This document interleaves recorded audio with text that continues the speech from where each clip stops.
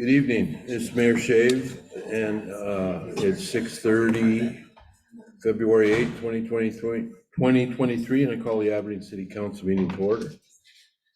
Deputy City Clerk, will you please take a roll call?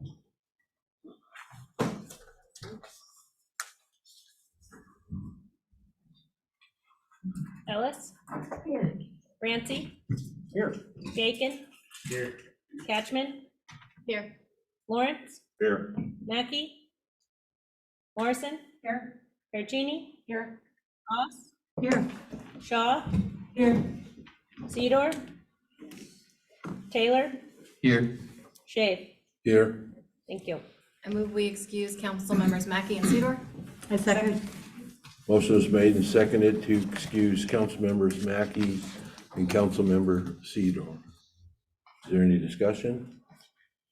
Seeing none, all in favor say aye. Aye.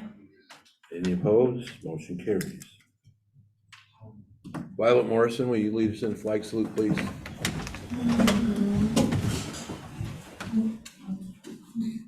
Pledge allegiance to the flag of the United States of America and to the republic for which it stands, one nation, under God, indivisible, with liberty and justice for all.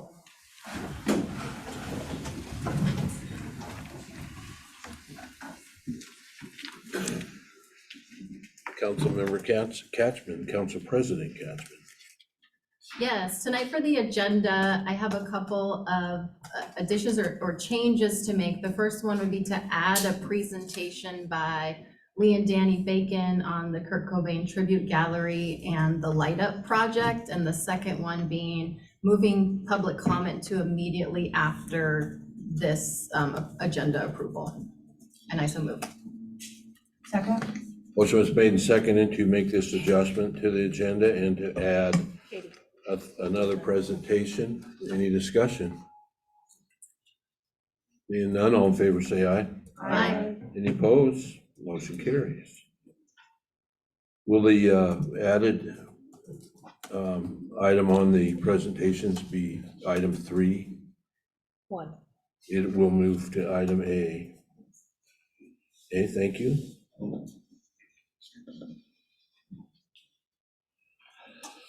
And the next item on the agenda is Public comment. public comment. Anyone from the comment have anything they want to comment about? Anything? Just come up to the podium, state your name and your ward, and you have approximately 3 minutes. I will keep it brief. Honorable Mayor, members of council, staff, thank you. My name is Stephen Vogel. I was formerly in Ward 4. I guess if I still lived in Aberdeen, I would be in Ward 3 now with a little redraw, but I am the president of the Hope Williams City Council and the vice chair of the Central Grace Harbor Regional Fire Authority Planning Committee. Yes, and I wanted to thank Aberdeen for their leadership on the work that's been done for the RFA planning, specifically to the mayor and to the members that Aberdeen has appointed to the planning committee and the great work that they've done, and certainly with staff. It's been great. So I wanted to just say a few things about the RFA and that is on your agenda tonight. To put that on the ballot for the citizens of the 3 cities to do. I just want to make a couple points so that you're aware. There was an article in the Daily World today that did say that it would have to pass by 60% of the voters. That was true for the previous 2 iterations. That is not true for this iteration because the funding mechanism has changed. In order to form a regional fire authority, you have to have 50%, but if you're adding like a benefit surcharge, then it has to be 60. This plan does not have that. It has a property tax swap where citizens would pay the same on their property taxes. They pay the RFA $1.50 per $100,000 and then reduce the city amount in the same amount. So there'd be a transfer of the property tax payment, and then there's the ambulance availability charge that all 3 cities are currently paying. So it is a 50% threshold, not 60%. The other thing that I want to say as a note, that's changed from the previous iteration is the inclusion of Cosmopolis. And I think that that is a benefit for both the citizens of Aberdeen and Hoquiam. And with that, because Cosmopolis has a volunteer contingent, this actually will provide an opportunity that citizens from Aberdeen and Hoquiam can become volunteer firefighters, which can help lead into the pipeline. As we all know, that there's a lot of competition for great staff, and a great way to get them in the pipeline is getting them in through the volunteer programs. And this will actually provide an opportunity that we don't currently have in either of our departments.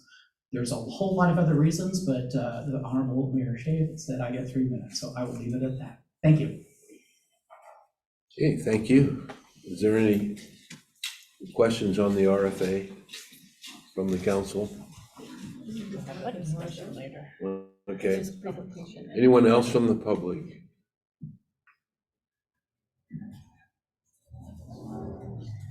Good evening. Brian Klein, I reside in Montesano. I'm president of Central Grace Harbor Professional Firefighters Local 315, representing all the firefighters from Aberdeen fire departments. Mayor Shea, City Council. I stand today to share that Central Grace Harbor firefighters fully support the Regional Fire Authority plan.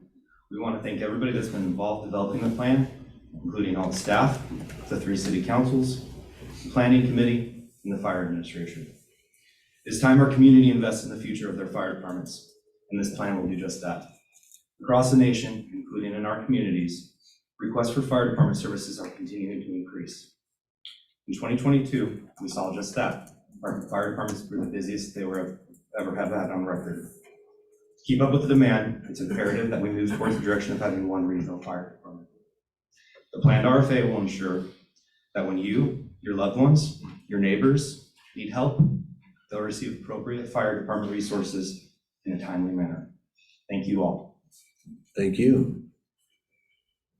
On any subject, anything you want to talk about? Public comment, come up to the podium. This is also the only public comment period with the new agenda. That's correct. Okay, let's move on.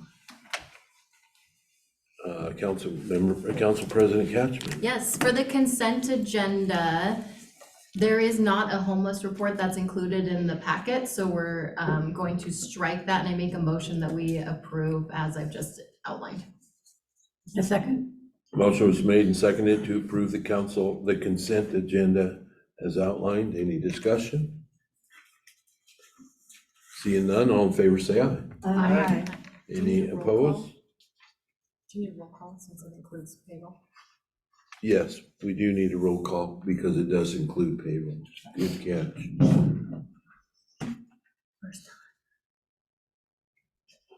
Ellis, Yes. Rancy, Yes. Gaken, Yes. Catchman, Yes. Lauren, Yes. Morrison, Yes. Bertini, Yes. Ross, Yes. Shaw. Yes. Taylor. Yes. Motion approved, Mr. Mayor. Thank you. Next item on the agenda is presentations, and I'm going to call first the presentation on the Light Up Aberdeen. Lee and Danny Bacon. What? Lee and Danny Bacon.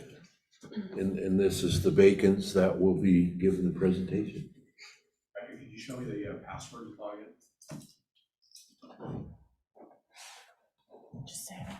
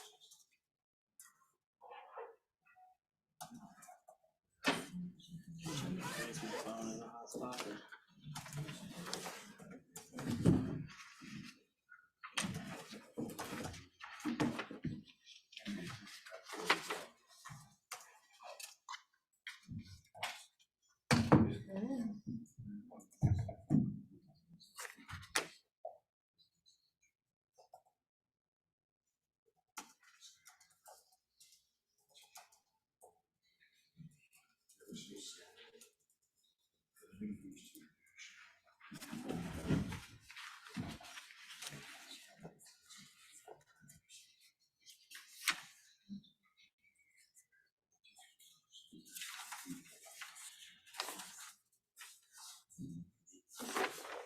I got the wrong one.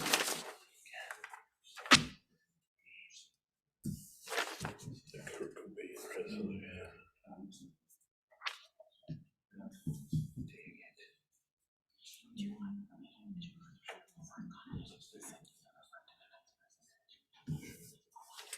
Yeah, well, I also got the wrong resolution. Time's up. And that's your fifth.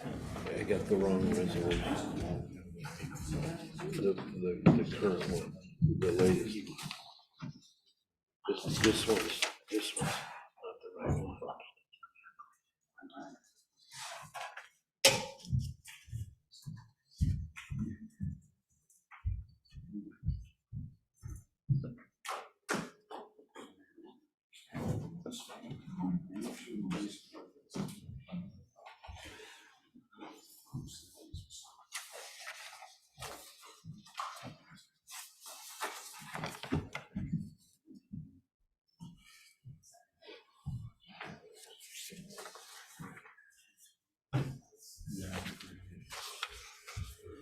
All right, I think we're all set now.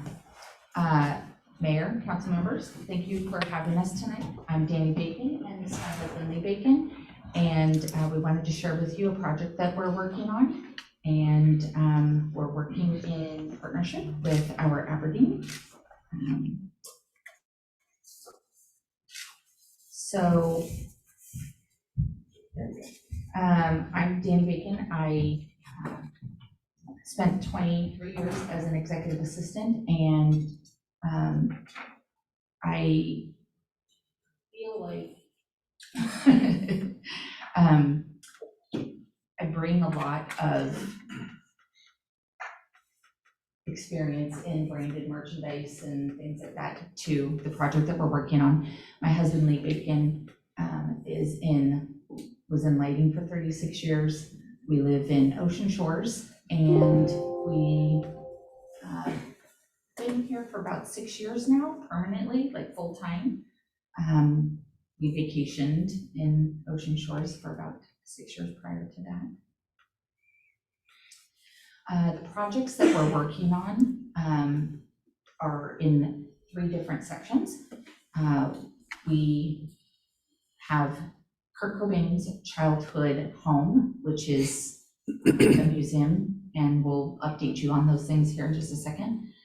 We have a project called the Green Room, and we have what will be the tribute gallery, which will be the bigger piece of the project as well.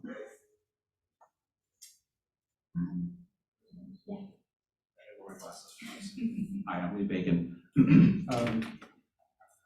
So first off, I want to just start, by the way, this gentleman with the Nirvana shirt, you would get a free pass to the museum. So if anybody has one on me, please feel free to unveil. Thank you, I know we have your vote. But I just wanted to start with the background. This project, the idea for this project started back in 2016.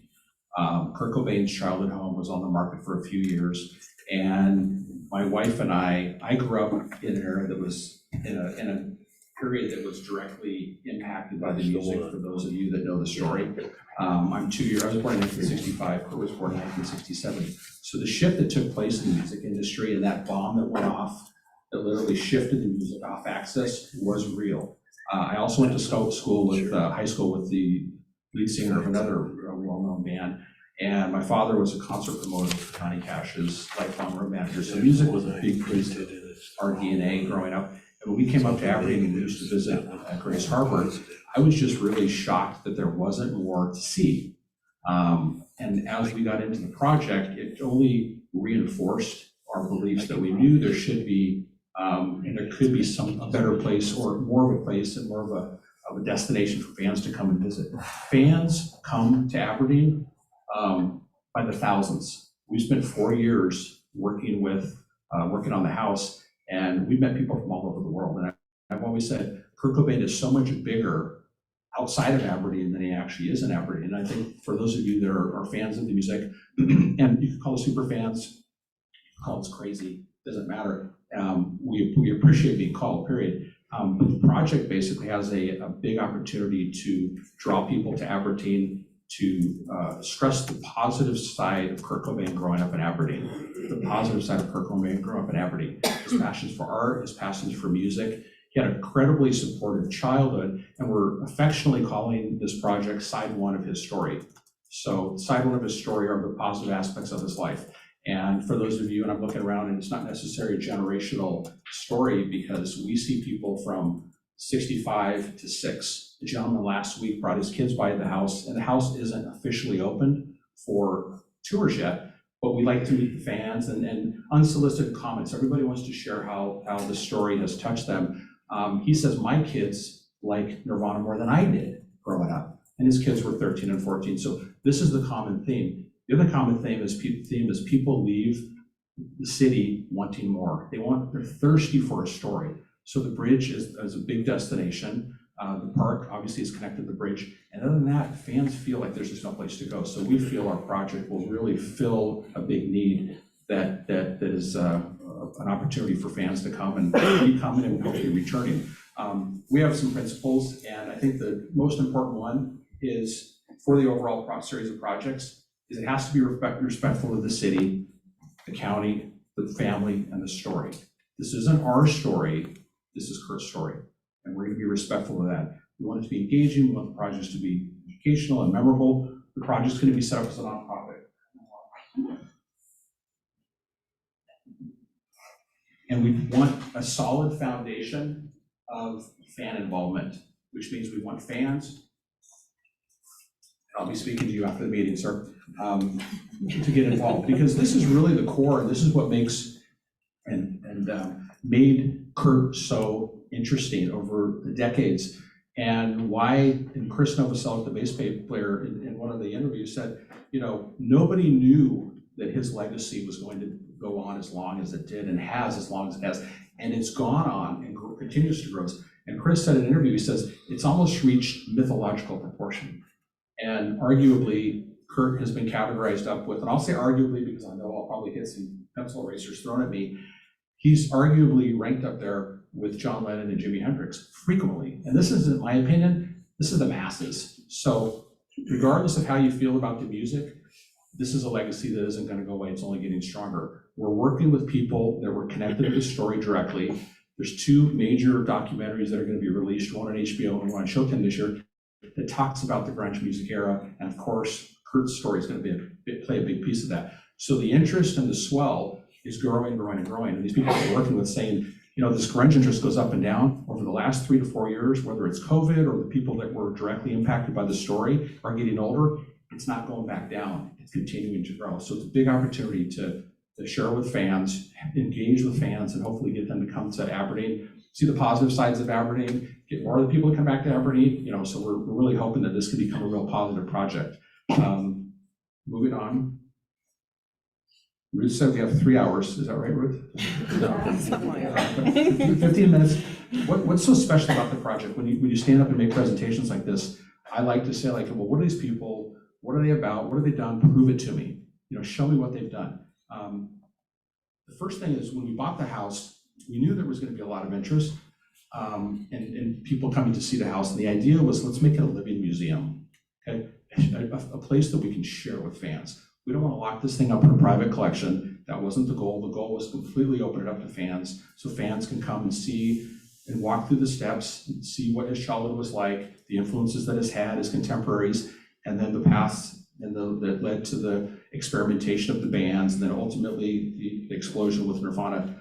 This is just a snapshot of people that come to see the house. And if you look at their all ages, all demographics, everybody comes here for different reasons. And it's really emotionally fulfilling to see and hear the feedback from people saying, thank you. Thank you for doing something with the house. We're excited to see it when we come back. It's given us a reason to come back. And parents getting their kids involved, kids getting their friends involved, generations, grandparents. It's a continuing legacy that we see, and we've had 3.5 years of engaging with fans, and we're seeing and hearing a lot of things.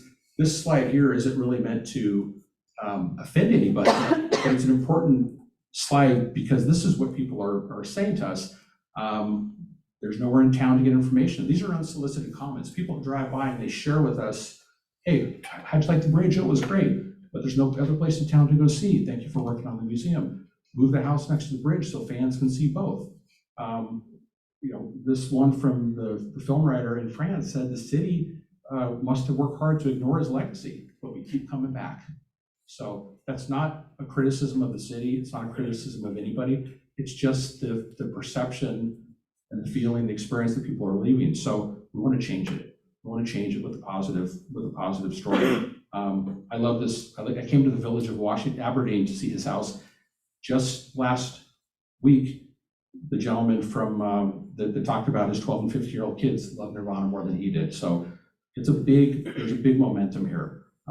We feel, I guess I wrote this, there's an undeniable need for a place that fans can learn more about his humor, his art, his music, and his life. This is a historically accurate project. This isn't us or with our perception of what we thought the story was. This is directly from the family. So we're not interpreting, we're documenting the exhibits, the stories, everything that we are going to put into this project and we put into the project so far has been from facts. So there's a lot of funny stories. And the great thing is there's a lot of people in town that still have funny stories. And they're starting to come and approach us and say, hey, we want to document these stories and package them up so people can go, didn't know he was into injured birds and tried to help birds, heal and these types of things. The gentleman, there's a lot we can get into. We'll maybe save that for the next session. So what's the big deal? That's our assessment of what's going on. It's the fans' assessment. Why is he or was he such a big deal? First off, he was very, very relatable. And in that era, when music was going through its certain styles, we'll call it, he was different. People were emotionally and magnetically connected to him. Henry Rollins, for those of you, was the lead singer of a political punk band called Black Flag. And he did an interview and he says, what'd you think about Kurt Cobain? He goes, Kurt Cobain. He goes, you turn on MTV, and there's a guy that looked like you, he dressed like you, he wrote songs about you, and he sung them to you, he was you. That was Kurt's gold. He was so relatable compared to everything that was going on. He was very, very respectful of the people that influenced him. He was very influenced by the Beatles, and he always admitted he stood on the shoulders of giants. He never said he was the best guitar player. He never said he was the best songwriter. He didn't understand music theory. What he did do is he put complicated, non-traditional chords together, and then the magic happened. Other interesting statistics are his home is listed as one of the top most interesting childhood homes in the country. It's not even open. Look who he's up there ranking with, John Kennedy, Muhammad Ali. The home isn't even open, and it's ranked as one of the most interesting places. I didn't make these statistics. I'm just, representing them. He's consistently ranked as one of the most iconic musicians of all time, up there with Jimmy, Johnny, and all those other legends. By the way, many of those legends have museums today across the country, and many of those museums are doing the exact same thing that we're going to try to do, and that's obviously retell the story for fans and for maybe people that didn't know who he was or the impacts that he made. Consistently ranks and is in the top news categories when news is released, related to auctions of memorabilia or sales of homes, etc. So it's a big deal. The home museum, the projects we're working on consists of, as Danny mentioned, the home museum. We initially took it over in 2018. The first thing we did is survey and assess it and develop a plan for what it was going to become, which was a living museum. This is a picture of it in 2018 when we acquired it. I'm sorry, 2018, I said 17 earlier. The first thing we did is fix everything.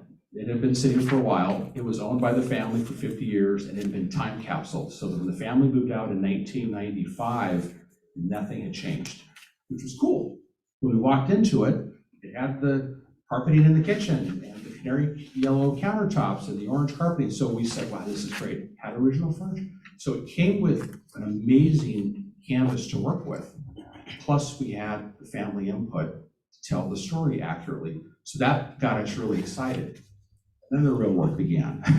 Then you get into the repairs of a home that was built in 1923 and the restoration. And it's not just the restoration of a home, it's the restoration of a historically significant home for us. So we went through all the detailing and the fixing up, and then we basically said, now it's time to go to the inside.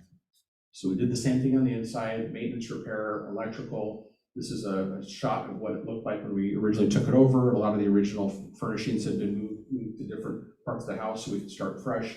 And this is a shot basically of the living room and what it looks like today.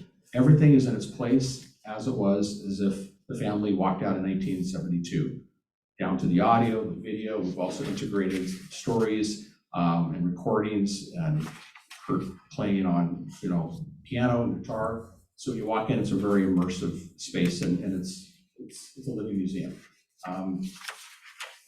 In 2021, part of the plan was to get the home added as to the Washington State Historic Register. I worked with Michael Hauser, the state architectural historian, and Michael was beside himself. And I didn't know him, but he goes, usually we get bridges and churches and schools. He goes, we don't get projects like this. He goes, I'm a Grange fan too, so we knew he had his vote. But he goes, I want to work with you on this. This is a really special project. So we worked with him, and in July of 2021, it was unanimously voted to be added to the Washington State Historic Register.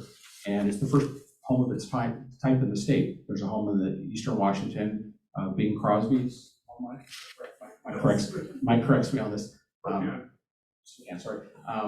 But for this era, this is the first home that's ever been recognized in Washington State and is put on the historic register. We were very proud of that. Moving on now to the building. Okay, the famous Goldberg building, for those of you that grew up here, everybody knows it, Applemore Shoes, big institution. As we were hunting for projects, we needed a project that was on Wishkop. We wanted one that was on Wishkop. Had a good character, solid bones, and enough of a footprint and geometry inside to really spread out and tell the story. So the goal was to find a project like that. And we looked at a lot of them. We looked at that church. We looked at the electric building. We looked at a lot. Oh, by the way, it had to be cheap too. So we didn't have high expectations. It was really an impossible task, but we found the building. And we bought it. And then the work began. So we did the same thing. We started with the outside assessments and asbestos testing and all of the stuff that you go through, the fun stuff that you learn about and go through. And we said, okay, well, the first thing we're gonna do is we're gonna make the building look good, and we're gonna respect the character, and we're gonna bring it back to its original grandeur, and we're gonna basically light it up. And that's what we did here with the rendering on the right-hand side, and you'll see the before and after shot. This is what the rendering and the calculations and everything, and I'm a lighting guy, I'm a lighting nerd, so there's gonna be a lot of lighting talk here, so excuse me. But this is what we wanted the building to look like. So we wanted to get rid of the pale brown and apply a custom paint that was representative of the 70s and the 60s. So we developed a custom paint with color with Sherwin-Williams color urban moss. It's a cool name, right?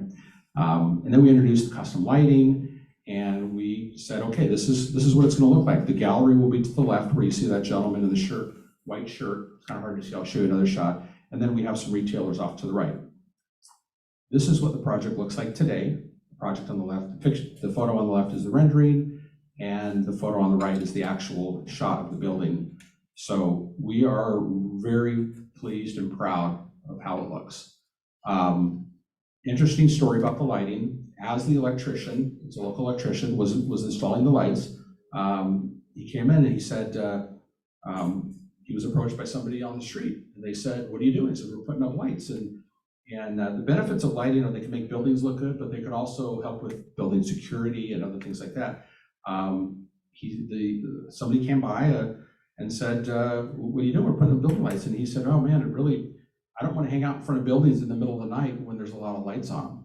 And he goes, well, I don't know what to tell you. Maybe it's a good thing then. So it helps. And the point is there not to get into off track, but it does a lot of things. Lighting does more than just make buildings look great. They make people safe, and they make places inviting. So with that note, I think I'll have, actually I'll give you a couple more minutes and I'll have you come up, okay? Part of the, how am I on time anyways? Okay, so the building, if you look at it here, this is the South K Street in Wishkah. The corner, I'll move my mouse there, the corner right here, I don't know if you can see this person, this mouse here. That's a corner space that we're going to develop a project and try to open it in the next 90 days called the Green Room. For those of you that don't know what a green room is, should. It's where you go before and after a show. It's where the special people get to go. And we're gonna be the special people, everybody that gets to go to the project, and that's everybody. And the green room is gonna function as a precursor to the gallery.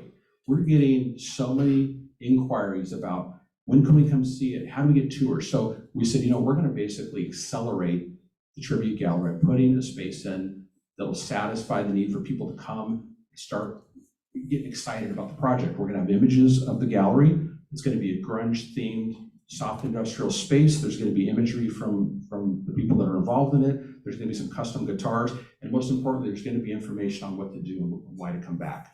In addition to that, we're gonna work on some strategic alliances with the other parties in town, maybe some of the other museums, maybe some of the hotels, maybe some of the restaurants. So when people come and say, where do we eat, where do we stay, we'll be able to give them some ideas so they can go out and maybe stick around and stay overnight and become kind of a tourist information center. I don't want to use that word, but that's one of the reasons up on the left. It's probably hard to see, but I put all the names of Grace Harbor up here. So it'll be a place to come and get information, not just about the gallery, but also the project, the areas to go to when you're in town. Moving on to the gallery. This is 2 shots of what the gallery will look like, and now we've moved into the Goldberg building, and which we're now calling the Side 1 building. The picture on the lower left, which is probably one of the most iconic photos of Kurt, is through the Unplugged MTV series. He's smiling, and we want people to leave smiling, have learned something about the story, and it's a positive experience. So we're coming down Wishkah, you're driving, you're gonna see that big picture, that really iconic picture of Kurt smiling. And the funny thing about this picture and what we want the whole gallery to have are the little stories. And next to there, on the lower right-hand side, there's a little plaque that said, my manager told me I need to smile more. And he's got his smirk. Okay, we're gonna have those accurate stories told through the whole project. And each of the photos will have stories, will have artifacts, guitars. We want it to be really inviting, and it's not a museum. It's not a museum. My wife and I have talked frequently about the idea that if people leave and go, well, that's nothing like a museum. It's almost an anti-museum. We'll say mission accomplished. Hello? Yeah. Well, we'll say mission accomplished. Because we want it to be engaging. We want, if there's a sofa there, we want you to be able to dive into it and listen to what the story is. If you have kids, we're going to have some vintage board games there that were representative of the time. So we want it to be really catered to the community, the locals, and also the tourists that will come to town that are, paying tribute to the story. We see it as 3 pieces to a bigger puzzle. We talked about earlier the home museum, the gallery, and the green room. Green room opening first, tribute gallery really being the anchor, and then special, tours and trips to the home museum. In connection with that, local points of interest, local partnerships and affiliates, and then we would anticipate there would be some interest nationally from people coming to town to say, well, this is a big deal. We want to be part of it, or we'd like to partner with you on that. So what are next steps? We acquired the home. We've done basically the top 6 major items. We're now in the green room stage. And the green room stage is the build out, the permits, the painting, the finishes. From that, we'll have a grand opening. We'll get into some other activities here in a second about that, and then we'll move into the tribute gallery, and then the real fun begins. So we're hoping that we can have the tribute gallery open about a year out from now. Knowing how construction is and all those other things that go on with buildings, we're crossing our fingers, but we're really going to try to deliver on this. It took us 3.5 years to finish the house. It took us longer because when we do it, we want to do it right. It would have been very easy to take shortcuts and throw a couch in the corner and say, hey, it's done. We aren't going to do it. When we finished the house, we personally looked at ourselves and said, okay, how do we top this? And we pointed to the gallery, and that's how we're going to top it. It's going to even be better than the house we hope for. With that, let me save a couple slides here, but on February 20th, this is Mike Dickerson. Mike Dickerson. I'm going to hand over the mic. By the way, are there any questions? No? On February 20th, there's an event happening. I'll let Mike Dickerson share that with you. Thank you for your time. As Lee said, this is a series of things that will be happening. There's 5 in the series, the first one of which is on February 20th, Kurt Cobain's birthday. We will be lighting the building. It got lit tonight. The Aberdeen board met and they got to look at it.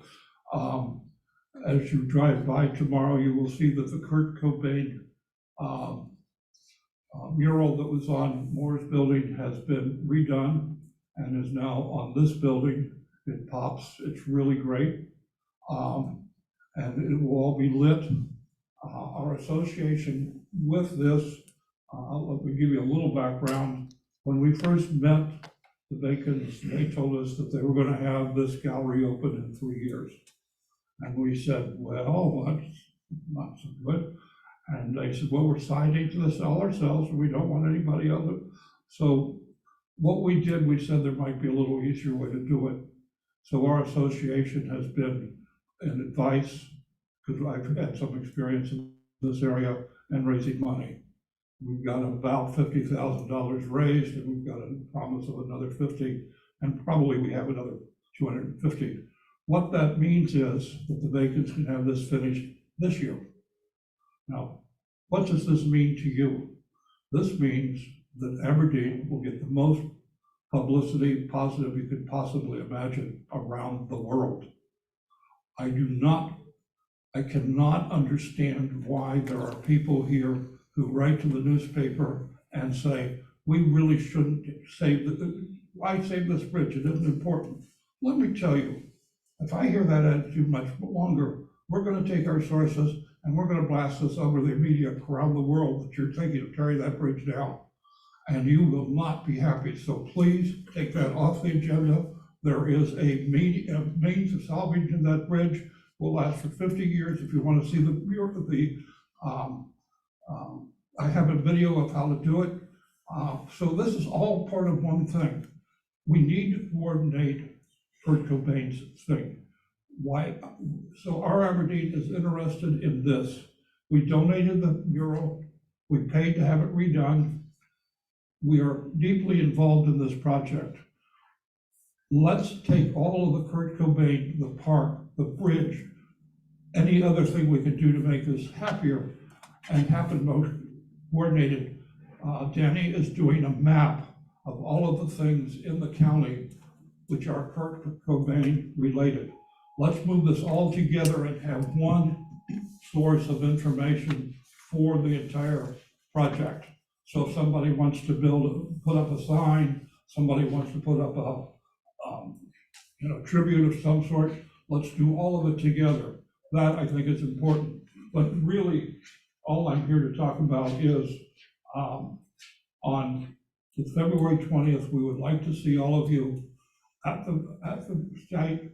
We're going to ask that K Street be closed between the alley and Wishkaw on both sides, so there'll be enough room for the people. Because the last time we did the mural opening, as you might remember, we had about 280 people, and I wouldn't be surprised if we don't have more this time.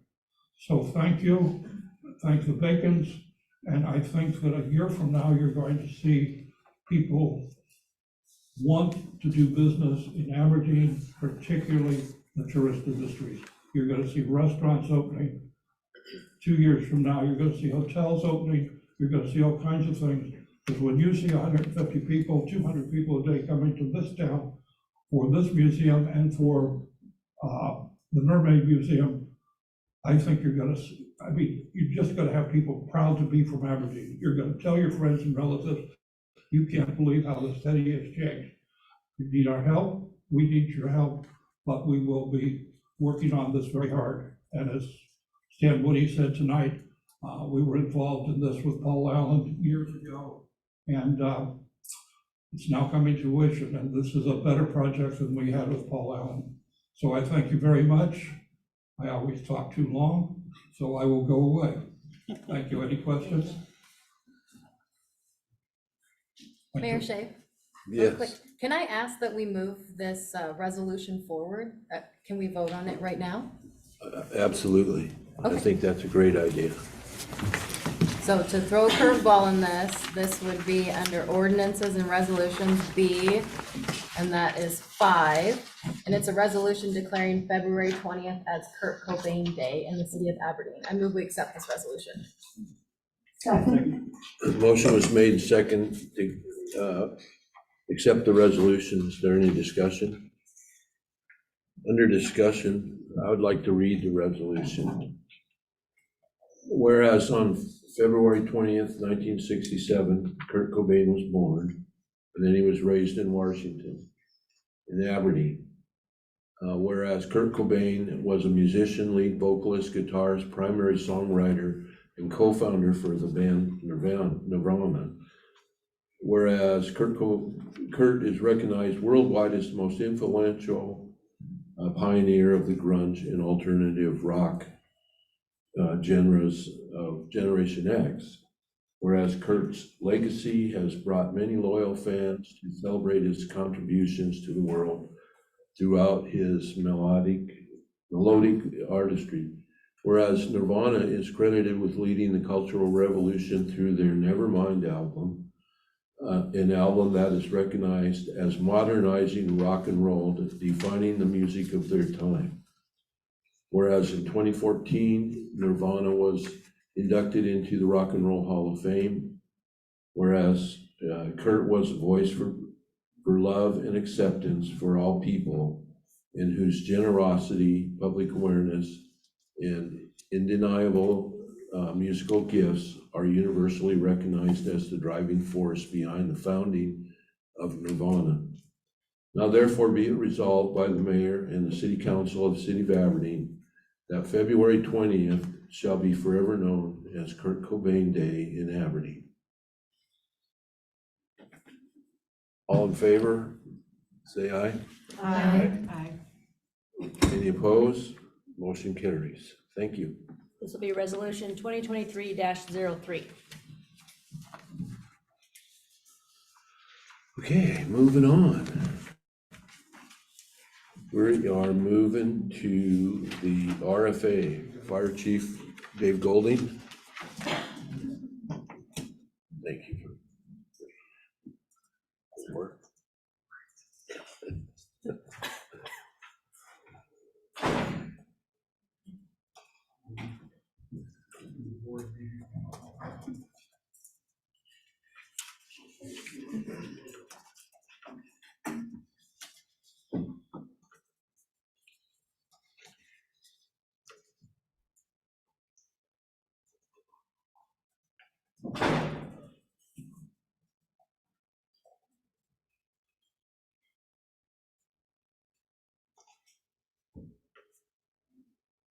Stand by.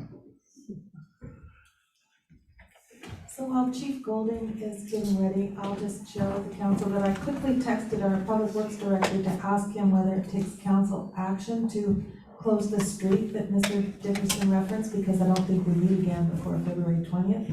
And he said no, but it would take council action to waive the fees associated with traffic control. So something to think about is whether we want to think about doing it.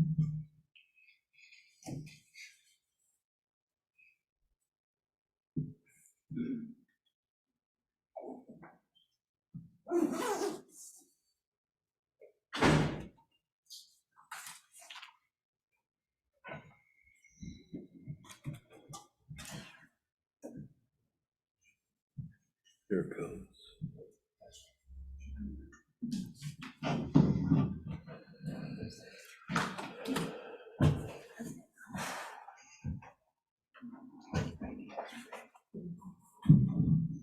Okay, I think I'm ready. Okay, thank you for the opportunity this evening to discuss the Central Grace Harbor RFA planning process and kind of where we're at today and what we're looking for moving forward. So I've already sent some information out to you guys, so hopefully that was a good primer to kind of help you guys understand kind of where we've been in this process and really what some of the overreaching goals of this project are. So I'm going to take more of a 30,000-foot view here for us and see if I can answer any additional questions that you guys have. So, again, really starting off, what is a regional fire authority? Simply put, it's its own entity, just with the sole purpose of providing fire and EMS services to a geographical area. And the beauty of an RFA is it allows 2 cities, or in this case now 3 cities, to enter into an agreement to do this sort of thing on a department level rather than the full consolidation of 2 or 3 different municipalities. Kind of going through this as well is, becomes, as I said, is a whole new government agency that is, the sole purpose is fire and EMS. So it takes that out of the purview of the cities and is going to be governed by its own set of elected officials. And we'll talk a little bit more about the governing structure as we go. Getting into why the RFA, we've got a bullet list here of a few items that have been brought up of the benefits of getting into an RFA. Economics of scale, just a larger buying power, not duplicating purchasing between 3 different departments, being able to share in costs of vehicle repair and maintenance, or even not having to have as many vehicles as one large agency rather than 3 smaller. It resets the tax base. Everybody across the jurisdiction of the RFA will be paying the same rate structure rather than somebody in Hoquiam paying different than what, say, somebody in Aberdeen or Cosmopolis may. Service is going to be enhanced by design. Is the RFA will be able to plan into the future and work on being able to provide better services to the community. And resources can be shifted to reflect risk. There we talk about being able to really move resources around, personnel and such, to reflect risk without boundaries. Right now, the 3 fire departments are limited in a sense by our city limits. This allows us to ignore those city limits and act as one fluid organization. That leads into just more response capabilities. Talks about fire investigation teams of sharing that workload. Same thing with command and logistics between the 2 departments. Again, sharing that workload together. We can take all our strengths and work to our strengths and help minimize each other's weaknesses. And one of the bigger things is the sustainability of being able to produce a financial sustainable and an operational sustainable fire and EMS service going into the future. So how do we get to the RFA and how did we get to this point? So as we recall back in 2018, we had the study between us and Hoquiam, which led to the planning process. We had that voting on the first versions of the RFA, and then Cosmopolis came into the fold, and we developed the plan. And again, that is the blueprint and the 30,000-foot view of what the RFA would look like. Some highlights of the plan, just I want to touch on for us here.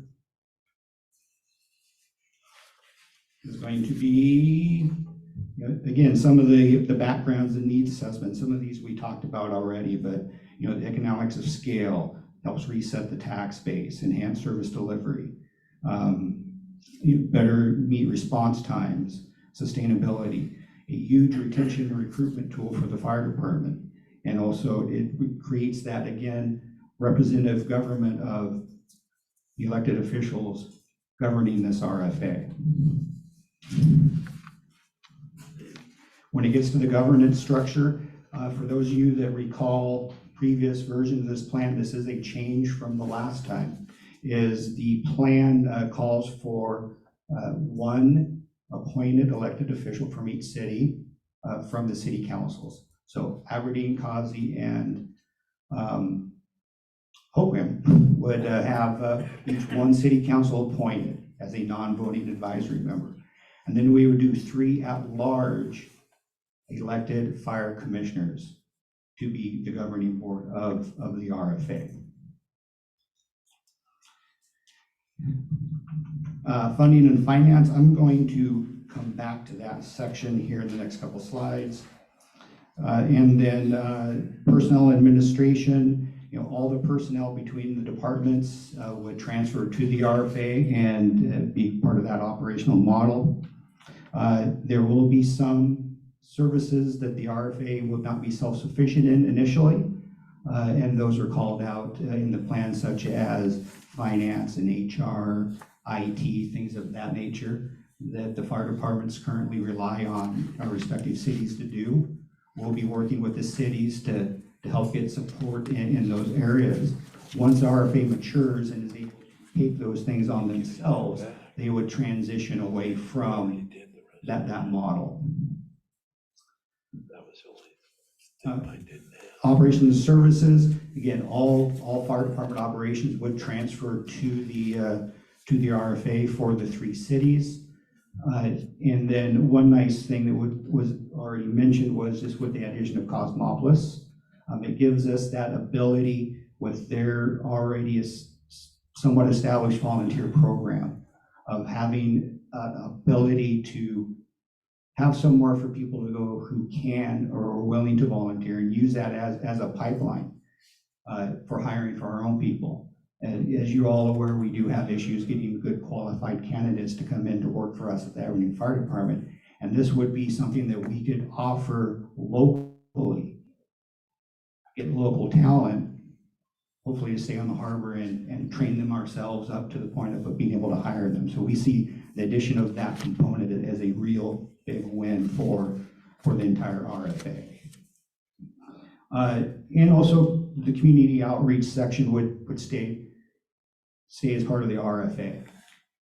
And that is stuff that we would also be doing for the city in return for some of those services.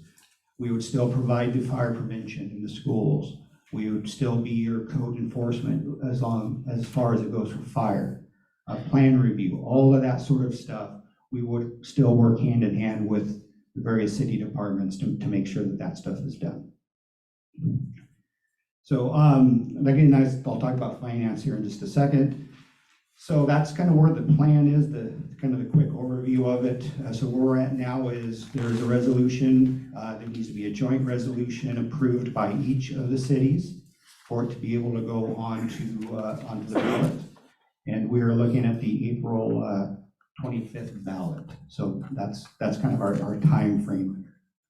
Once that's approved and we know that this is going to be on the ballot, then we will be working on moving forward with more public outreach, educating the public as far as what the RFA is, what the benefits are for it, and then off to the election. If it does pass, the RFA would take effect January 1 of 2024. But just before that, in the general election, there would be election for fire commissioners for that newly elected or the newly formed RFA. So funding. So how is this going to be funded? So the current version we've come up with is through tax levies, the ambulance availability fee, transport fees, and service contracts. All of those are things that are in place today, but just being tweaked a little bit. I'm going to jump down to the transport fees.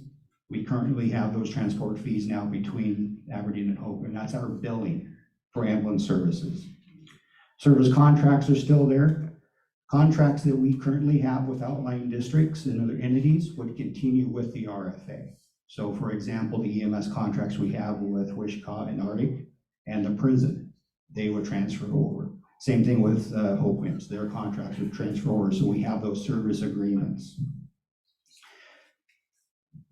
So tax levies and availability fees. So this is the two big funding mechanisms that have been identified for the RFA. So tax levies, $1.50 per thousand of assessed value. And that is currently being collected by the city. So the concept is that the RFA would begin to collect the $1.50 per thousand, and that will get peeled off and away from the city's current property tax rate. So there's a net zero change there. as far as the actual property taxes to the citizens. Really, the other big change is the ambulance availability fee. We have it set at approximately $50 per month. And the reason I say approximately is that is the number that's been identified initially. That number will have to be solidified by a cost of service study that the RFA will have to do once it's formed. But it is estimated to end up being right in that ballpark. Currently, our EMS availability fee for the city of Aberdeen is at $27.96.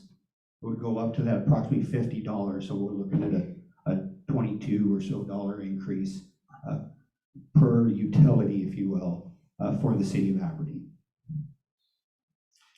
Which actually is the lowest increase of the three cities. Hoquiam will go up roughly 25 or so dollars, and Cosmopolis, I believe, is $32 they would be going up. So there is an increase there. One question I know that's been brought up about that fee is if it's eligible for like low income and senior discounts, and there is a provision there within that fee structure for that to be there.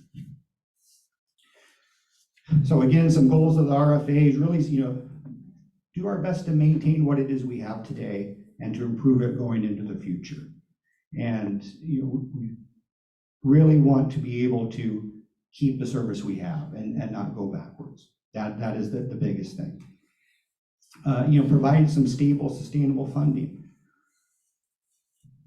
What would be nice about this concept for fire and emergency services is going to be it's an entity with one purpose, and that one pot of money is for that service, rather than competing interests with other budgets and having to make those hard choices. Again, efficiency, effectiveness of our operations, future growth within the organization. This is a huge retention tool for us. Growth of the organization gives employees more opportunities to move around and promote throughout the service. And again, we've talked about the governing model. So that's, again, kind of the 30,000-foot view of the RFA there, and be happy to answer any more questions if you have them. I didn't see in the plan where there could be a discount offered to seniors, because that's the stipulation that I have is this could be make it or break it for a senior citizen. Right, and it's not actually, I don't believe it's in the plan. It's in the finance paperwork, talking with Corey. She's telling I'd me have it to is see there. it in writing. Yeah. That would be something that I would have to see in writing. Yeah. And it would, my understanding is it would mirror the code we have for that utility, which does speak of that, so.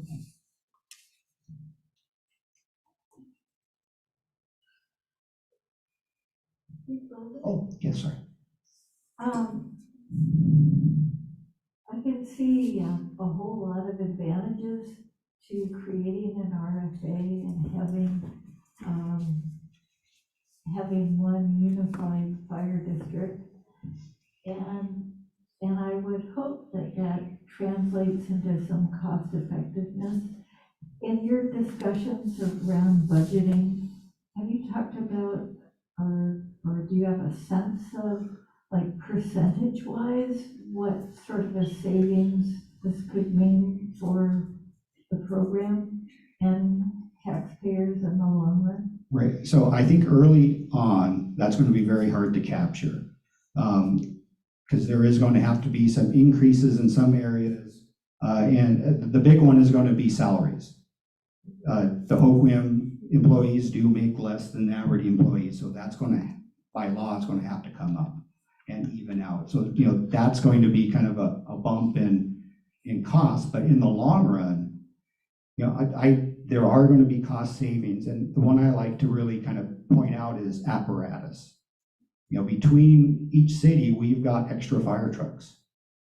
Well, as one large entity, we don't need as many extra fire trucks.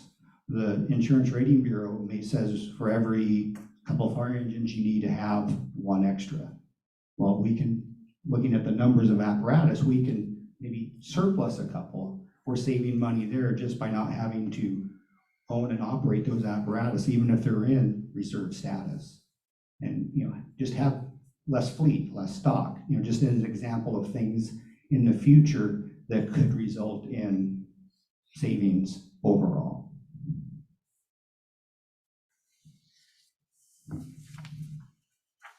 Okay, nothing else? Okay, thanks, Dave. Moving on to the 2023 Transportation Benefit District Plan. City Engineer Nick Bird.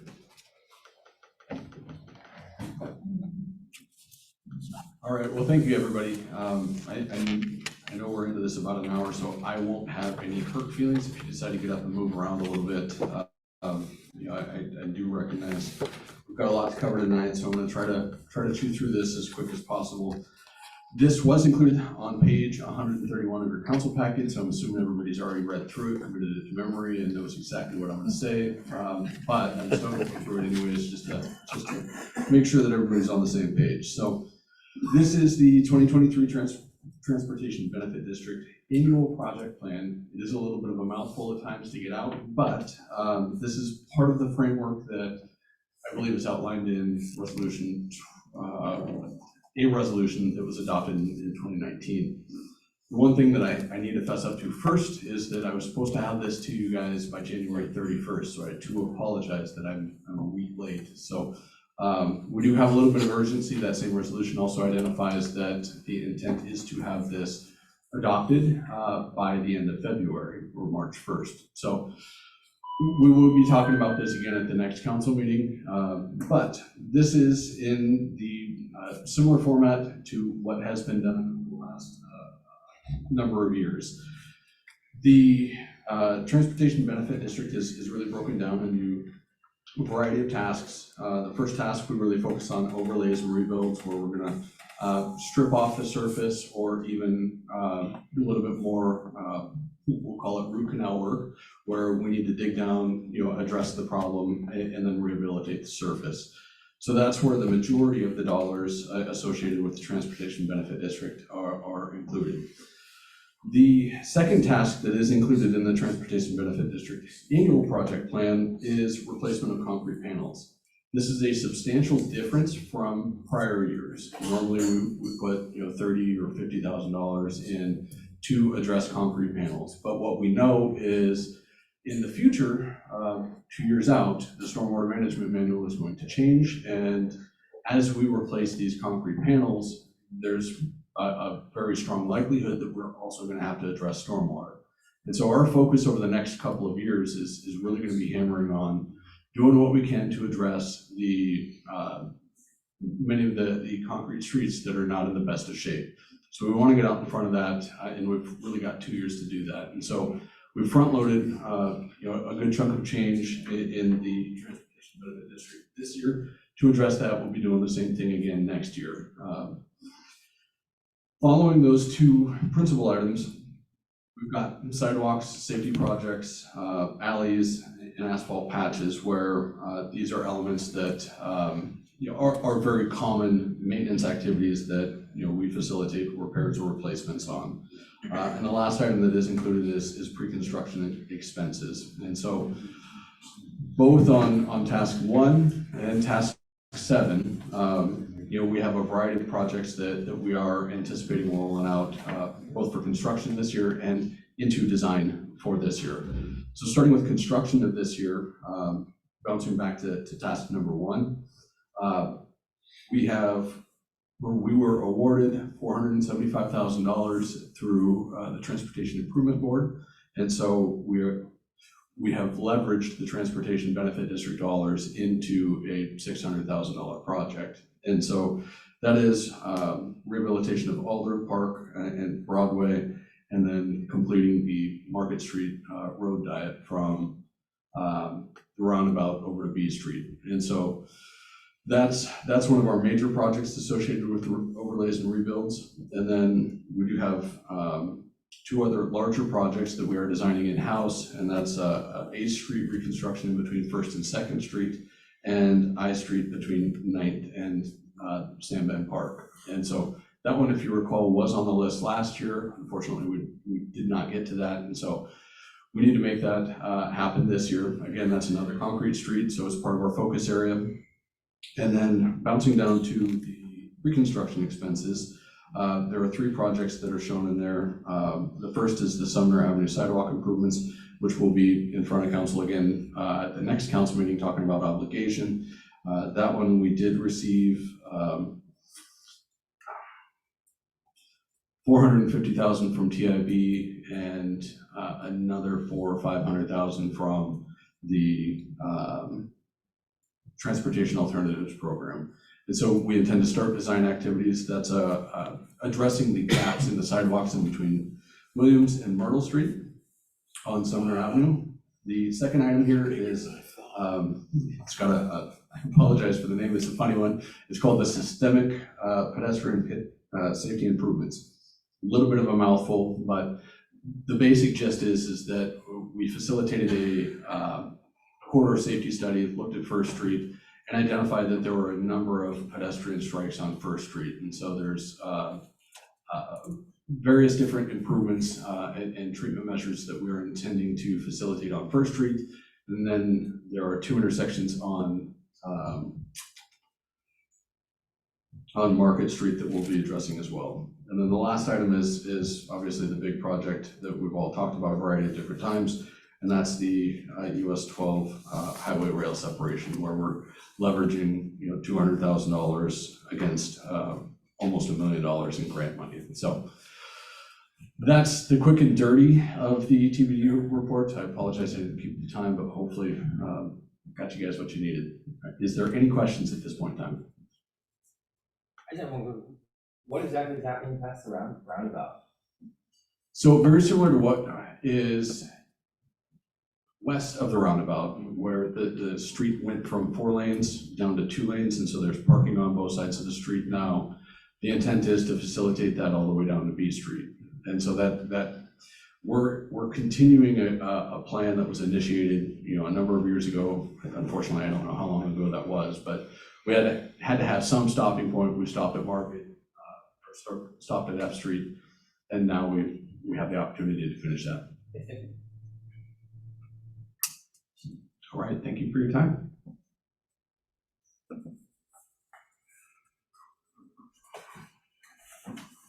Okay, that concludes the presentations. The next item is the mayor's report. I don't really have a report tonight, so I'll move on to council reports. Anything from the council? Seeing nothing.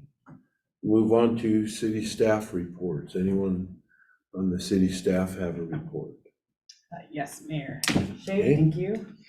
I have submitted my report to all of you, city administrator report. One thing I would like to point out is our homelessness response committee has been meeting, and we've made a lot of great progress. So we've just solidified a date to meet with the city of Olympia to review kind of their tiny home village that they have, along with going over the plans that they've created with their communities. Lastly, and it's not in my report, I wanted to take a moment to thank our finance director, Patricia Soul, for her important and much appreciated contributions to the city. This is her last council meeting with all of us. So she came at a time when the city needed help untangling its financial state, and she was able to stabilize our city's finances and implement important processes and financial policies. So I really wanted to take a moment with all of you to say thank you to Patricia for her time with the city. So, thanks, Patricia.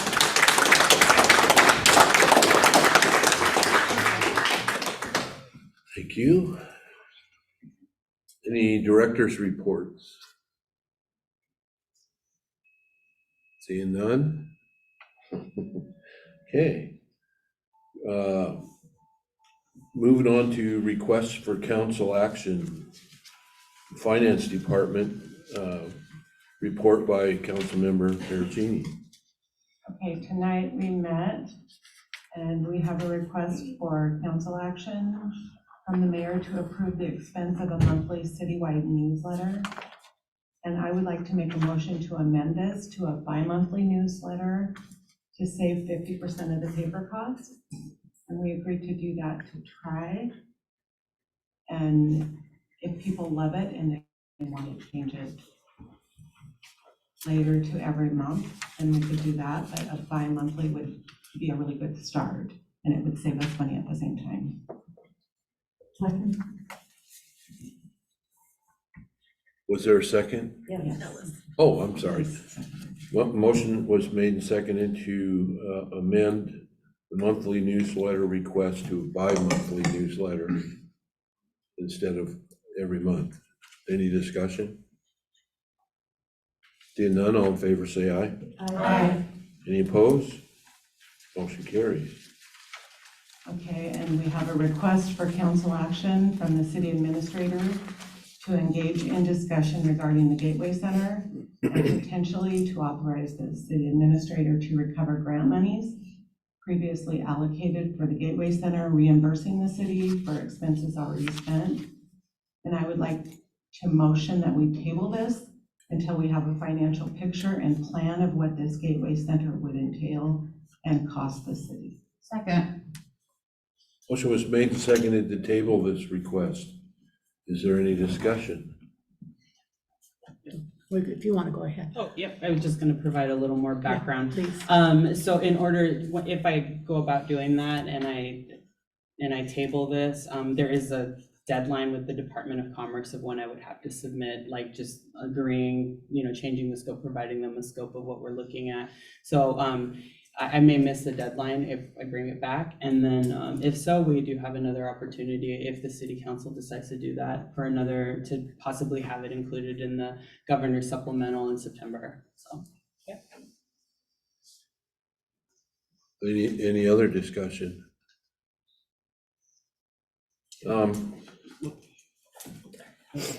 Could the motion be restated, because one of the things that we might be doing is hamstringing ourselves a little bit, because planning, if we're expecting a plan, planning usually costs time and money. And so we might,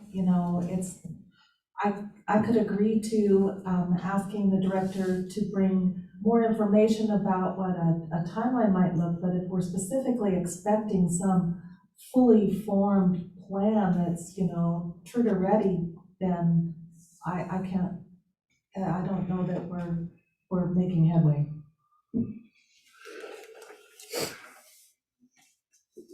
Councilmember Ellis. And I would like to have this fleshed out a little bit more so that it's very clear what we're voting on. We've traveled some pretty rough road with the Gateway Center, and I'd like us all to be on the same page with this. And if perhaps we can accomplish this at our next meeting with enough information. How does that work with the deadlines? I'm sorry. How does that work with the deadlines if we wait till our 2 more weeks? I can reach out to the Department of Commerce and see if that works, because this isn't, and I'm sorry, it's a legislative request that goes in the capital budget. That's what the original request was, and it was mistakenly allocated to the Seaport Museum. And so fortunately, they caught that, and we were able to work together to find out where that money was. And so it would just be an additional ask to reallocate that money from this legislative biennium. So I'm happy to answer any questions. Well, I guess I could make it under comments. Ruth's being modest. She worked very hard to get Commerce to dig up where this money went.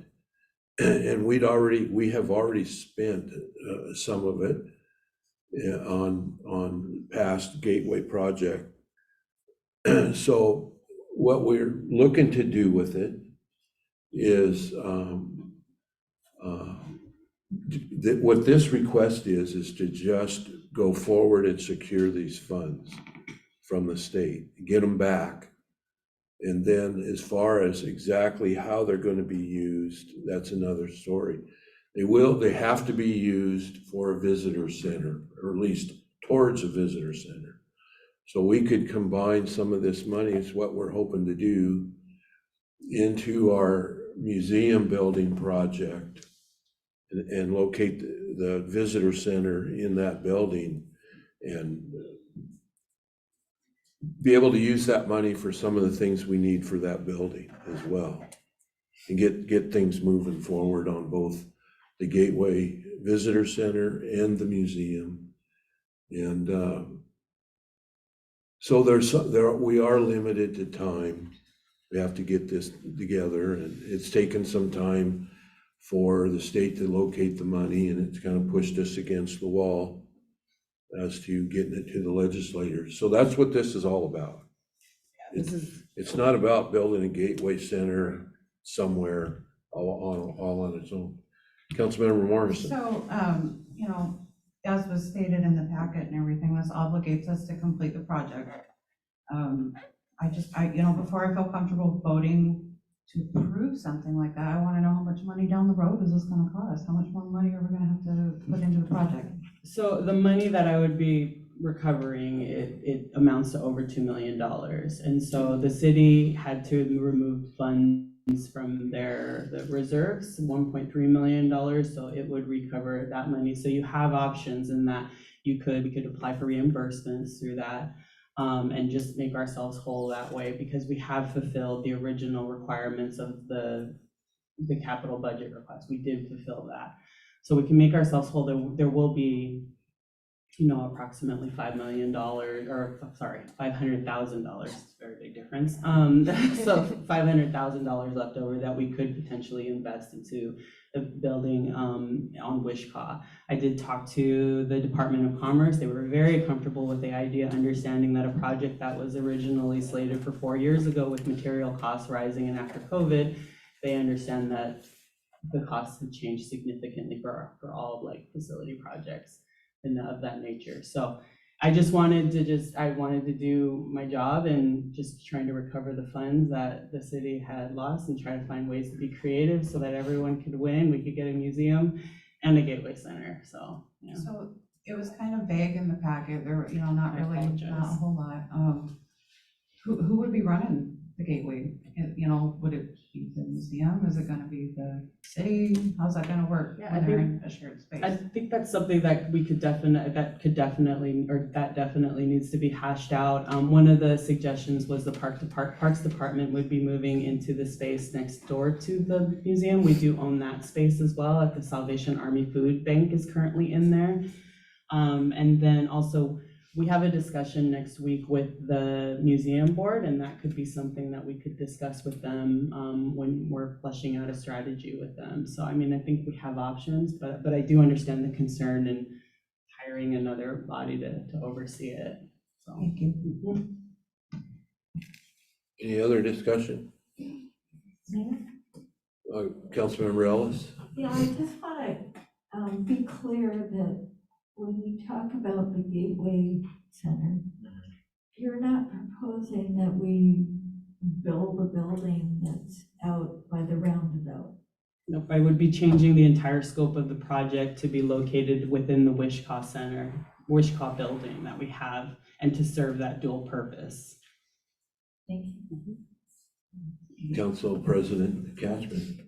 I was going to request that when you bring this back, can you bring forward a couple of different options for the council to review? And I think one of them you had mentioned was some sort of reimbursement with no further action required. And maybe another one to pursue a gateway option at the old Sears building, and what that might look like in terms of a starting point of a recommendation. Right. If we receive these funds, and this all is on reimbursement basis, the city will be obligated to complete the project and whatever that looks like. So that's why I wanted to run it by you to make sure.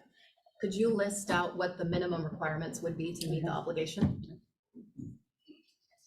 Okay, thank you. Is there any further discussion? The motion on the floor is to table the item.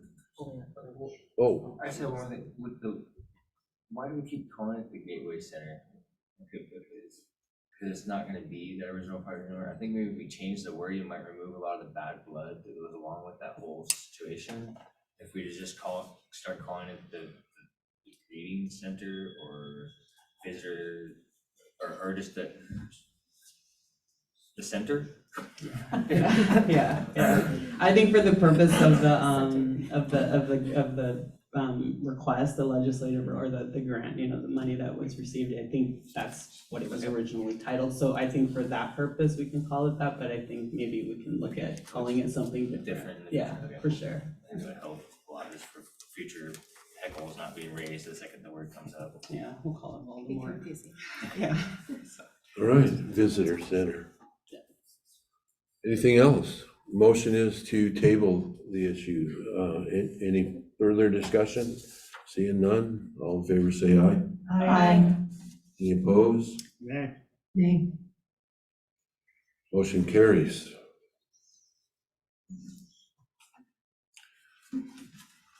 Okay, next we have a request for council action from the Human Resources Director recommending that the city council authorize the mayor to execute the agreement with Tara Dunford, CPA, for professional services, assisting the city with its financial needs.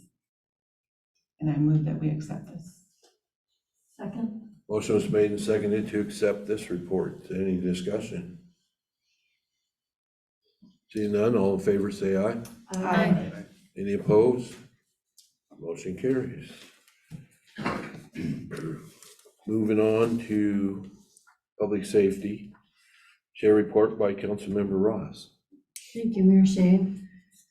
So we have a couple items on the agenda tonight from public safety. Number one is a request for council action from public safety and the chief of police recommending that the city council allow the police department to surplus the 21 used Taser X26P batteries and 71 cartridges to the Cosmopolis Police Department.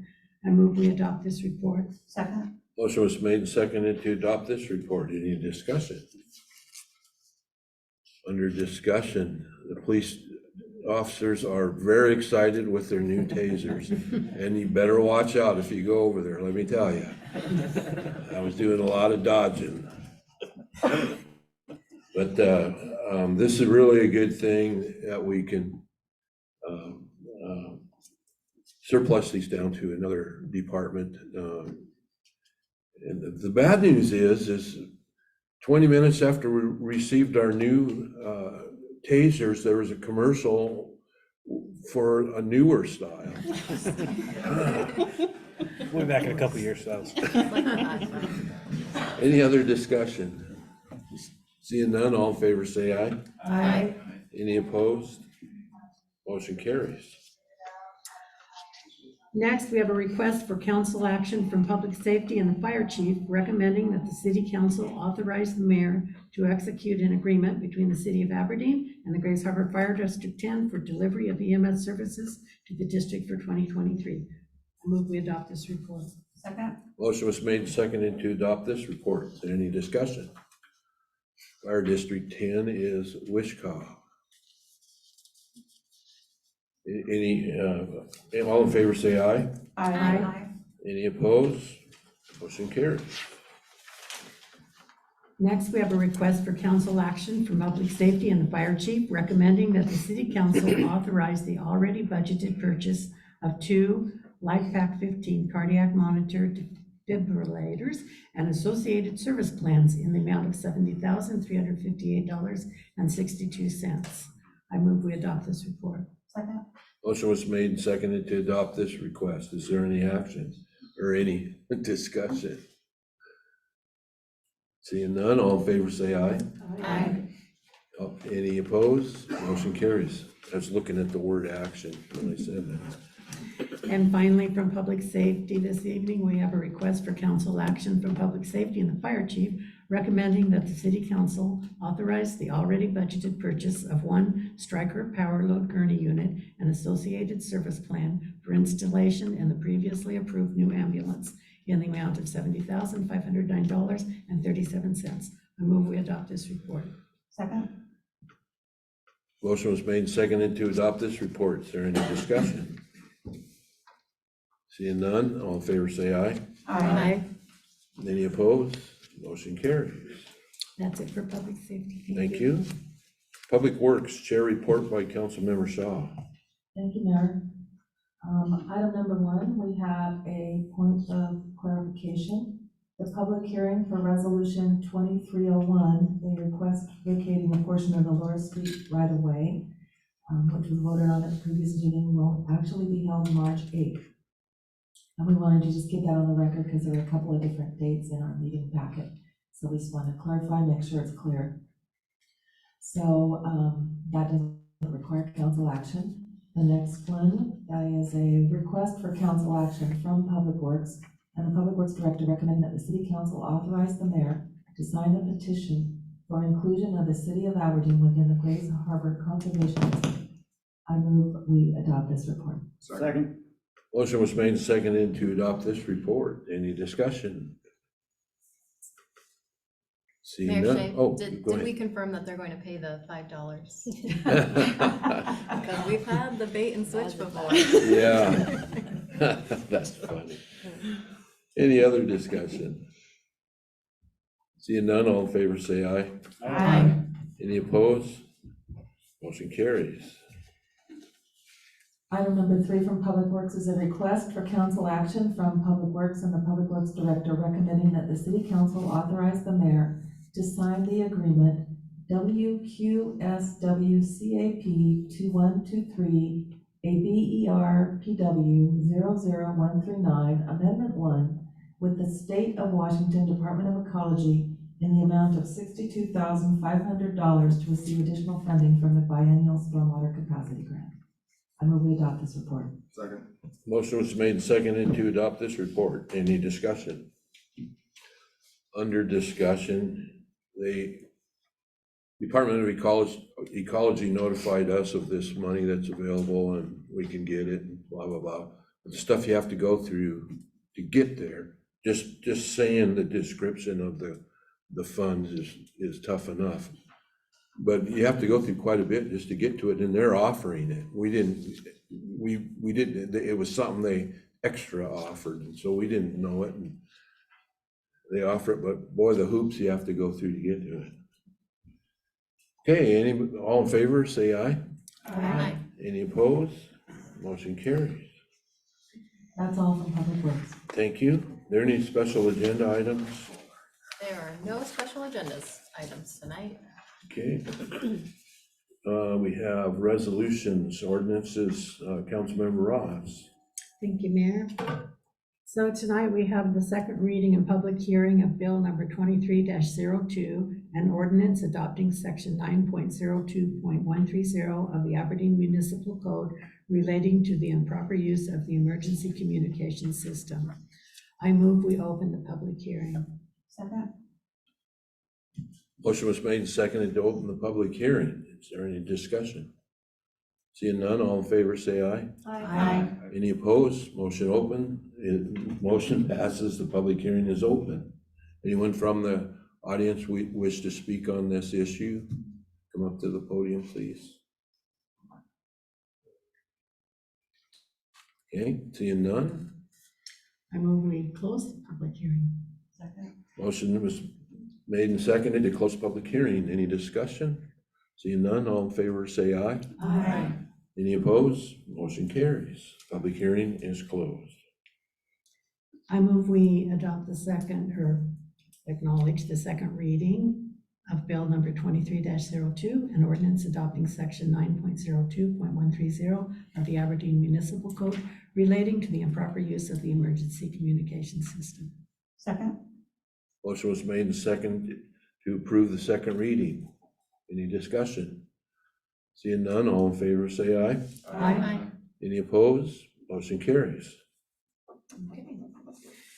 Next, we have a joint resolution of the City of Aberdeen, the City of Cosmopolis, and the City of Hoquiam, providing for the submission to qualified electors of Aberdeen, Cosmopolis, and Hoquiam at the special election to be held on April 25, 2023, of a proposition that pursuant to Chapter 52.26 of the Revised Code of Washington, approves a plan to form a regional fire protection service authority within the boundaries of Aberdeen, Cosmopolis, and Hoquiam, effective January 1, 2024, and providing for other matters properly related thereto.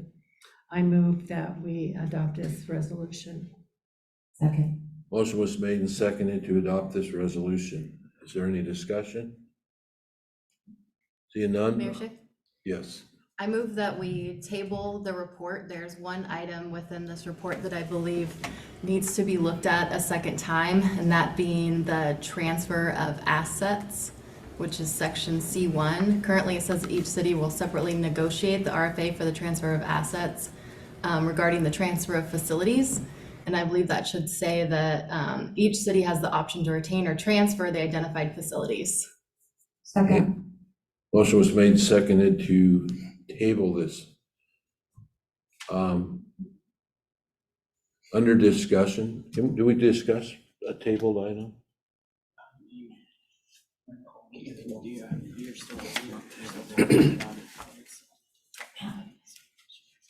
Could we amend the report?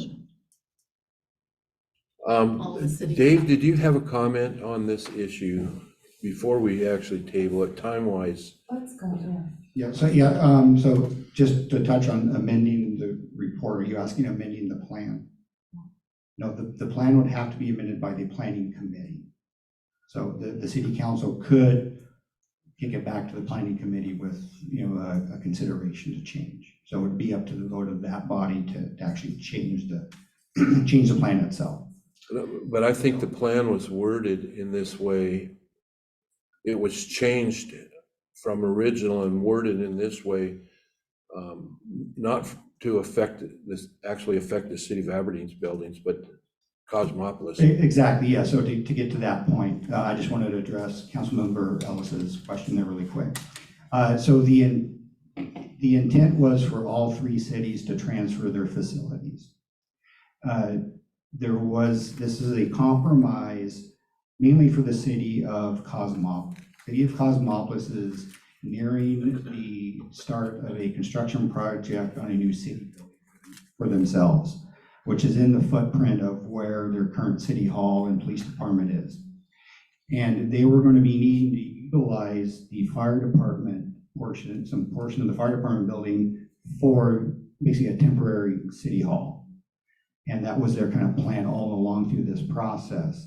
And they did not want to get into a situation of the RFA taking control of their fire station and them possibly not being able to utilize the building, and the RFA maybe saying, no, you can't come in. So this was a compromise between the city of Cosmopolis and Aberdeen and Hoquiam on the planning committee to address that concern they had. I think And it's. Councilmember well, Ross can speak to it too. I think it's important to note too that the city of Aberdeen's intention is to immediately work to transfer all assets to the RFA, if approved. Okay. And that's why I want the amendment to be listed in there this way, so it's clear that each city has the option to do what they would like to do with their facilities. I'm concerned about the time frame. I'm not sure that it's not clear that we do have the option. Well, that's what I was thinking. I was just trying to. It says Pin that that down. that they'll all be separately negotiated. So there'd be no guarantee that there would be a transfer of the facilities. It'd be a negotiation. There is a guarantee that it would be, because the option to convey title to the RFA is at the discretion of the city. In other words, if we want to transfer, this was discussed at our meeting, and it's clear that if we want to transfer our assets, they cannot say no. If we don't want to, or we want to do something else, it has to be negotiated. If our legal can opine on that and say that that it's written that way, then I'm okay with it. The attorney we hired to represent us on the RFA helped come up with this language and knew the intent of the parties. And has our legal approved it as a representative of the city? No, she has not reviewed it. We were using the attorney from the RFA, so yes, I can. So Brian Schnurr was our attorney for the RFA. Yes, so we had two attorneys. We're paying for. Yeah. Well, okay, I guess. I'm not sure we fully understand this, and that's probably what the problem is, but I think this wording was brought out the way it is because Aberdeen and Hoquiam were going to turn over their assets to the RFA, but Cosmopolis had an issue that needed to be corrected, and so that's why it was turned this way, and it had to be across the board. They couldn't just pull up Cosmopolis individually, so that's the way I understood it. Councilmember Shaw?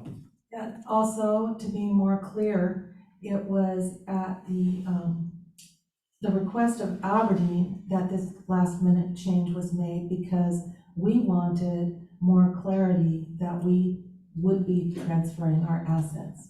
But when we wanted more clarity that we would be transferring our assets, that's when Cosmopolis asked to have the option to not have to transfer right away. Because the original wording was such that all would be transferred with the formation of the RFA, and that was in Aberdeen's interest, and that's what we wanted, and they went along with that, but then we compromised to give Cosmopolis possibly more time if they needed it. But if we want to transfer our assets, it says that that is at the discretion of the city.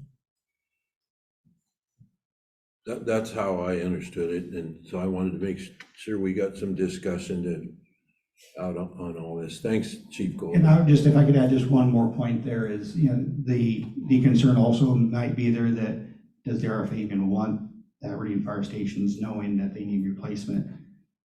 As a future administrator of the RFA, our hand is forced. We would have to take it as the RFA because we have nowhere else to go. So, that is just a concern that I know that I've heard about. Well, what if the RFA doesn't want it? Well, the RFA is going to need it. So it's just going to be a matter of who is the ownership. Okay. Any other discussions on this? Go ahead. See, I would definitely like it in writing that senior citizens would get the discount. It's not in writing, it's not in the plan. When I approached the finance director about that, she said that we cannot set the budget as a planning committee. The RFA will be setting the budget. So that is something that would have to come through the RFA once it's formed. That being said, there is a precedent for a discount for senior citizens. There's a precedent, but I would want a guarantee before my name's on it. Just because I know a lot of senior citizens, which makes up half of our community. And for them, it's a hardship. I just want a guarantee for them. Okay, Councilmember Shaw? Are we debating whether to pass the RFA, or are we debating whether to table it? Where are Current we? motion is to table. Yeah. So did Councilmember Cashman get her question answered? Does she want to withdraw her motion to table, or is she still interested in trying to table it? Still interested in tabling with the intent that we provide this feedback to Chief Golding so that the committee can meet again and consider these modifications. And if that means that we need to reconvene as a council between now and our next meeting, then I've been told that that's a possibility so that we can get this in before the deadline. Thank you. So I appreciate that, because if there are questions, there's no point in tabling it if staff doesn't know what the issues are. So, and Councilmember Piercini knows I agree with her about the senior discount, but I did look into the thing about the budget, and the RCW states that we have to adequately fund the RFA. They can't receive less than we're currently providing in our own city, but the budget is theirs to set. So the only thing, our only role is to give them a budget. And then so if the RFA passes at the polls in April, then the RFA is formed, and then they have to develop a budget that would go into effect when the RFA starts on January 1, 2024. So the budget is going to be the new duly elected commissioners to come up with. And so if we have an interest in a senior discount, then that would be that newly elected body's decision and not ours. We can't encumber city officials on how to do that. That's what I learned. And And I I think that- totally agree we should make it clear as when we send our council representatives to the new RFA if it passes, and during the election process of new commissioners for the RFA, we should heavily lobby that that would be a strong preference. Okay, Just a procedural question on that. Could council potentially amend the report and not the resolution to say that the council strongly encourages the senior That's a really discount? good idea. Okay. So maybe we can Because we're word not. that so that it because we shows can't our amend the intent. plan without, and trying to get Okay. 9 more council members from 3 different cities together to. Much appreciated. okay, the motion on the floor is to table. Any more discussion? Seeing none, all in favor, say aye. Aye. Any opposed? No. No, Could we have a roll call vote, please, city clerk?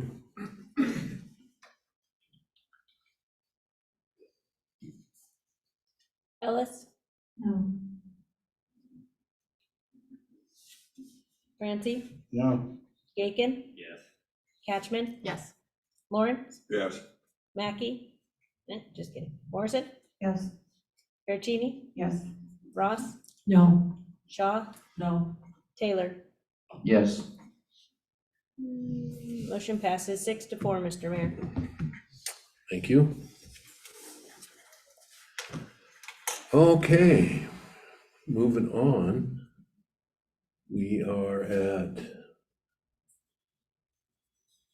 resolution, Councilmember Shaw. Resolution number 2023. Hang on, I gotta get back up here. Sorry about that.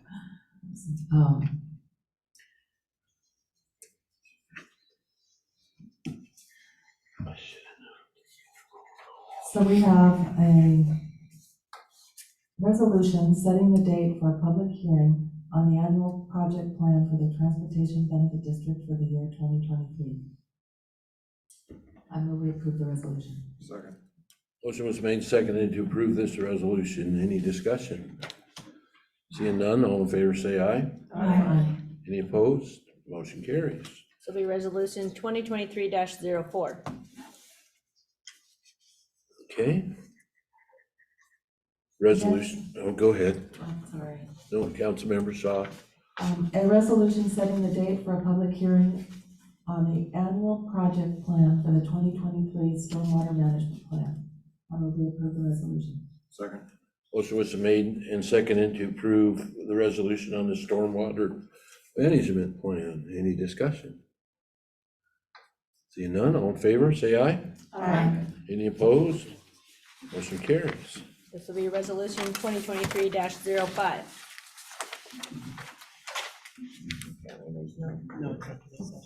That was it?